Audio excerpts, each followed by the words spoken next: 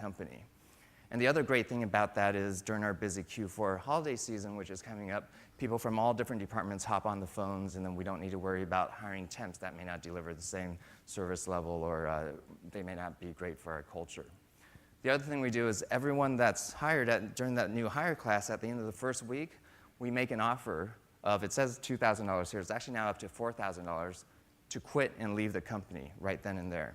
And that's a standing offer until the end of the training, and then we extend it a few weeks after that. And starting pay in Las Vegas for a call center rep is $11 an hour, plenty of other call centers. So it's a pretty significant amount of money, and the reason we do that is because we don't want employees there for a paycheck. We want employees that really believe in the long-term vision of the company and really feel like this is the right culture for them. There's also something we put out once a year called a culture book, which I'll make freely available to anyone that's interested. But basically, every year, I ask employees to write a few paragraphs about what the Zappos culture means to them, and except for typos, it's unedited. So it includes the good and the bad. So kind of like how on Amazon you might see customer reviews of products, these are essentially employee reviews of the company. We're also very active on Twitter. If you go to twitter.zappos.com, you can kind of get a feeling for what the culture of our company is like, because we have a page where we aggregate all of the tweets together. So in terms of our brand, for at least over the next several years, we have something we internally refer to as the 3 C's: clothing, customer service, and company culture. And this is kind of the life cycle of the customer. So customers that have never heard of Zappos before, have no idea what we do, want them to know we've got a great selection of clothing, footwear, and other product categories. Once they know about that, then we want them to know we're all about delivering the very best customer service. And that's not something we tell them so much as something they experience when they see how fast our shipping is, or how easy the free shipping both ways is, or call our call center and talk to someone that truly wants to deliver a great service.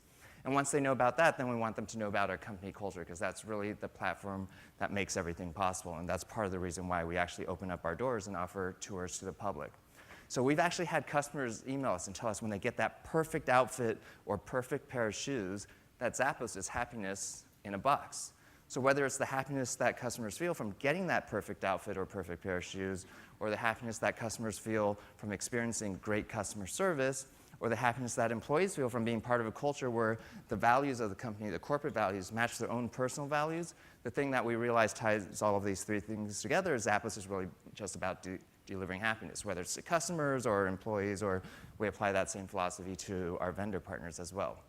So when you come for a tour, the first thing you'll see is the Zappos library. There's about 30, 40 titles in the reception area, but it's actually a giving library. One of our core values is to pursue growth and learning, and we give all these books out freely, not only to our employees, but to visitors as well. Some of the titles rotate in and out, but 2 of the titles, if you guys have not read these books, I would strongly, strongly recommend are Good to Great and Tribal Leadership. And I actually wish these books existed prior to Zappos being founded, because it would have saved us a lot of trial and error. And in fact, we even teach classes on these books to our own employees. And the reason why I think these books are really interesting and important is because the authors researched and looked at what separated the great companies in terms of long-term financial performance from just the good ones or mediocre ones. And they were actually kind of surprised by their findings. They found that the great companies had 2 important ingredients that the good ones or mediocre ones generally did not. The first ingredient was that they found the great companies all had strong cultures. And for us, we formalized the definition of our culture into 10 core values. But we actually didn't always have core values at Zappos. It wasn't until 5 or 6 years into the company that we rolled out our core values. And it was actually one of those things that a lot of us, myself included, kind of resisted in the early days, because it felt like one of those big corporate things to do. And part of the reason we felt that way, or at least why I felt that way, is because a lot of, especially bigger corporations, have these things called core values or guiding principles or so on, but the problem is usually they're very lofty sounding. They kind of read like a press release that the marketing department put out. They sound exactly the same as their competitors, and maybe you can read about it on the website, learn about it on day 1 of orientation, but then it just becomes this meaningless plaque on the lobby wall. Well, we wanted to come up with committable core values. And by committable, meaning we're actually willing to hire or fire people based on whether they're living up to those values, completely independent of their actual job performance. And when you use that criteria, it's actually a really hard list to come up with. It took us a year to come up with it, and it was, we involved the whole company. It wasn't just a few senior executives at an offsite somewhere. And so here's actually the 10 Zappos core values. And what I discovered accidentally a couple years later after we came out with these core values that I thought was really cool is if you do a Google search for any of these values by themselves and just choose one of them, in almost all cases, Zappos is the #1 search result. Whereas for most companies, pick a random company, pick a random value, do a Google search for it, and page after page after page, that company's name is nowhere to be found. So we actually have interview questions for each and every one of these values. The one that probably trips us up the most during the hiring process is the last one, be humble, because there's a lot of smart, talented people out there that are also egotistical. And for us, it's not even a question. We just won't hire them. But the conversation at a lot of other companies might be, well, this person might be kind of annoying and rub you the wrong way, but he's going to add a lot of value, and therefore we should hire this person. And that one hire may or may not bring the company culture downhill, but I think if you keep making compromises like that over and over and over again, that's why most large corporations don't have great company cultures. It's also probably the one that's hardest to actually ask an interview question for, because you can't just ask a candidate, how humble are you? And they say, I'm the most humble person in the whole wide world, hire me. So one of the ways we test this is actually, a lot of our candidates are from out of town. We'll pick them up from the airport in a Zappos shuttle, give them a tour, and then they'll spend the rest of the day interviewing. Well, at the end of the day of interviews, the recruiter will circle back to the shuttle driver and ask how he or she was treated. And it doesn't matter how well the day of interviews went. If the shuttle driver wasn't treated well, then we won't hire that person. One of my favorite interview questions is actually for core value #4, be adventurous, creative, and open-minded. My favorite interview question in this category is, on a scale 1 to 10, how lucky are you in life? And 1 is, I don't know why bad things always seem to happen to me. 10 is, I don't know why good things always seem to happen to me. Well, we don't want to hire the ones because they're bad luck. We don't want bad luck to find its way to Zappos. But this was actually inspired by a research study that I'd read about, where they actually asked that exact same question to a whole group of random people. So they got all sorts of different answers, and then afterwards they had them do a task. And the task was to go through a newspaper and count the number of photos that were in that newspaper. But what the participants didn't know was that it was actually a fake newspaper. And sprinkled throughout the newspaper were these headlines that would say things like, if you're reading this now, you can stop, the answer's 37, and collect an extra $100. And what they found was that the people that considered themselves unlucky in life generally never noticed the headlines. They diligently went through their assigned task and eventually came up with the right answer, whereas the people that consider themselves lucky in life generally stopped early and made that extra $100. So the takeaway is that it's not so much that people are inherently lucky or unlucky in life, but luck is really more about being open to opportunity beyond just how the task or situation presents itself. So that's why we asked that question for core value #4.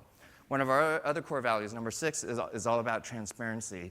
And we really try to be as transparent as possible, whether it's to our customers or our employees or to our vendor partners. So for example, our vendor partners can log into our extranet system and view the exact same information our own buyers and merchandisers view, including on-hand inventory, sales, profitability, markdowns, and so on. We have a quarterly all-hands meetings where employees can ask whatever questions they want, whether it's about financials or what brands we're going to carry and so on. And then we actually live stream that to the public. So any of you can actually tune into our all-hands meetings to see what that's like. And when reporters come and visit our offices, we'll give them a tour. And then we tell them, walk around, talk to whoever you feel like, and then come find me when you're done. And the reason we do that, we actually don't have PR training or media training and so on, is because we know we've hired values match the corporate values, and we know employees understand the long-term vision of the company. So every employee is just automatically living the brand. And so reporter talks to 10 random people. They may not have the exact same sound bites and so on, but what the reporter will find is consistency in their attitude, and more importantly, authenticity in their interactions. So that's why we allow reporters or anyone else to just walk around and talk to anyone. And so one of the reactions we'll get sometimes is, especially when you see our offices, it's not your typical corporate offices, there's decorations all over the place and so on, is that, okay, happy for you, Zappos, you made the Fortune 100 best companies to work for list 3 years in a row, but the stuff you're talking about would never work at my company. And what I found really interesting from the research from those 2 books, Good to Great and Tribal Leadership, was that they found it actually doesn't matter what your values are.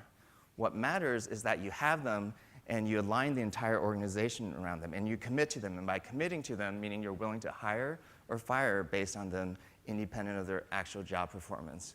So I'm not out here in the book. The purpose of the book is not to help spread the Zappos culture or our values to other companies, because in a lot of cases, or most cases, that would probably be the wrong decision. But the message is actually figure out values that you can commit to and align the organization around. So one of the other reactions we get sometimes, and I'll make this presentation available, is, oh, maybe this only works for internet companies or technology companies. And so we actually have a separate website and entity called Zappos Insights. If you go to zapposinsights.com, there's anything from a monthly video subscription service to you can sign up for these 1-day and 2-day seminars where companies from all over the world fly in and we help them figure out their values. And so one of the stories in there that I thought was really cool is about the Atlanta Refrigeration Company. They're based in Atlanta, Georgia, and they do refrigeration repairs out in the field. So in some ways, you can't think of a more opposite company or industry than Zappos. And they went through, and then a few months later, after focusing on making customers happier and making employees happier, and it was really neat. They even sent us before and after pictures of their offices and really focused on company culture. They reported back that not only is everyone happier, but their revenues and profits are up in a down economy doing refrigeration repairs. So for us, it's just been really exciting to see this whole concept of happiness as a business model spread to other companies and organizations and industries. So going back to the research from Good to Great and Tribal Leadership, I said the authors researched and found that there were 2 ingredients that separated the great companies in terms of long-term financial performance from just the good ones or mediocre ones. The first one is that they all had strong cultures. The second one I actually found really counterintuitive. The second ingredient they found was that the great companies all had a vision that had a higher purpose, beyond just money or profits or being number one in a market. And the weird thing about that, and ironic thing about that, is that by actually having a higher purpose, that's what enabled these companies to actually generate more profits than their peers and competitors. So sometimes at entrepreneur conferences, people will approach me and ask me, what's a good market to go into where I can make a lot of money? And my advice to them is, rather than have money be your primary motivator, think about what would you be so passionate about doing that you'd be happy doing it for 10 years, even if you never made any money from it, and that's what you should be doing.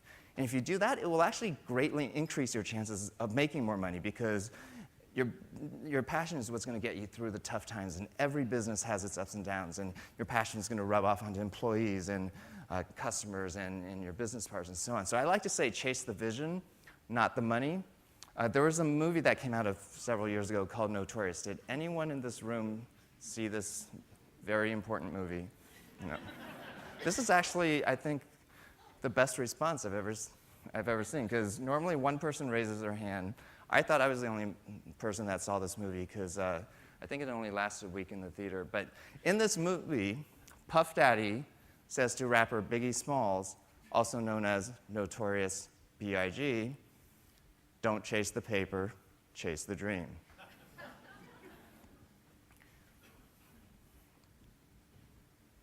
I just wanted an excuse to use this picture in a business presentation. So if you're an entrepreneur, think about what would you be so passionate about doing that you'd be happy doing it for 10 years, even if you never made any money from it. And that's what you should be doing. And if you have employees that report to you, think about what is the larger vision or greater purpose in the work beyond just money or profits or being number one in the market or beating the competition. There's a lot of books and consultants that talk about how to motivate employees. And kind of some of the traditional techniques for motivating employees are incentives, for example. If you do X, then I'll give you Y. And if you do more of X, then I'll give you more of Y. Or recognition is another way to motivate employees. But what we accidentally stumbled into and learned through the years at Zappos is that there's a huge, huge difference between motivation and inspiration. And if you can inspire your employees through a vision that has a higher purpose, beyond just money or profits or being number one in a market, and if you can inspire your employees by having values, not just stated values, but actually practice values that match their own personal values, then you can accomplish so much more, and you don't really need to worry about the motivation part of it. We found that just kind of takes care of itself. So this is kind of the evolution of our brand when you can just see how we start out just thinking, oh, let's be the market leader. And then that evolved into customer service and really focusing on culture and different types of customer service, really focusing on the high-touch type of customer service instead of just the high-tech. And then a couple years ago, we decided, actually, let's just simplify the vision because customer service is all just about making customers happy. Company culture is about making employees happy. If we just simplify the vision into just being about delivering happiness, what will happen? And then the funny thing about simplifying the vision is it actually opened up more business opportunities for us, like Zappos Insights, which is now about helping other companies make their customers and employees happy, and is its own fast-growing division. And in fact, that's actually growing faster than the rest of Zappos. So wanted to, actually, I got to skip over a couple slides, but take a step back and actually ask all of you to participate in this one question. And think about it for yourself personally. What is your goal in life? And really think about it for yourself, because sometimes when I meet new people, I like to ask this question because it's really interesting on the kind of variety of responses that I get back. And so for some people, they might say, well, my goal is to grow a company. And then some people might say, oh, it's to be healthy. And then I'll ask them why. And so whatever answer you came up with for your own personal goal in life, ask yourself why. And then I'll get another set of answers like retire early or so I can run faster. And then I'll ask why again. So whatever answer you came up with for yourself, ask why again. And then people say, oh, so I can spend more time with family, or so I can run a marathon. But what I find really interesting is if you ask yourself why over and over and over again, almost everyone winds up with the same answer eventually. Like whatever your goal in life is, usually the reason people are pursuing it is because they believe that ultimately it'll make them happier. So a few years ago, having nothing at all to do with Zappos, this was just kind of a side hobby I was doing on weekends, I started reading all these books and articles about the science of happiness. And what's interesting is actually this field of research is relatively new. It didn't exist prior to 1998. Prior to 1998, most of psychology was about looking at people that had something wrong with them and trying to figure out how to make them more normal. Right? But almost nobody bothered to study how to take normal people and make them happier.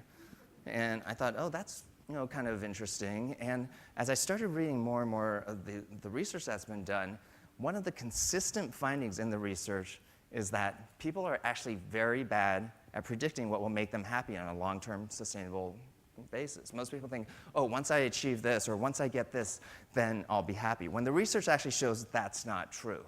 Like look at lottery winners, for example. Their happiness right before winning the lottery and their happiness level a year later. And a year later, it's the same or maybe even a little bit lower than what it was before.